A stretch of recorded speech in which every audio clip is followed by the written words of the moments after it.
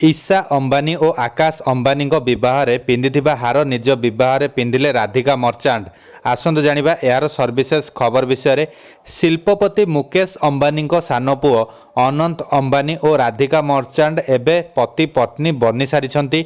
सेमानंक विवाह बहु मान्यगण्य व्यक्ति पहुंची बॉलीवुड अनेक तारका को सेठारे देखा मिलता। खाइबाठू आरंभ करी होइतिबा विभिन्न साजसज्जा को नहीं सारा विश्व में चर्चा चली बेले एबे एक बड़ खबर सामना को आसी। कुहा जाउछि जे विवाह रे 5,000 कोटी खर्च कर जाइथिले भी राधिका पुराणा हार पिंधिबा को गुरुत्व देइथिले। नुआ हार न किणी से पुराणा हार पिंधि विवाह करथिले। कुहा जाउछि जे राधिका विवाह दिन जो हार पिंधिथिले सेही हार तांको भौणी अंजलि मर्चांट निज विवाह दिन पिंधिथिले।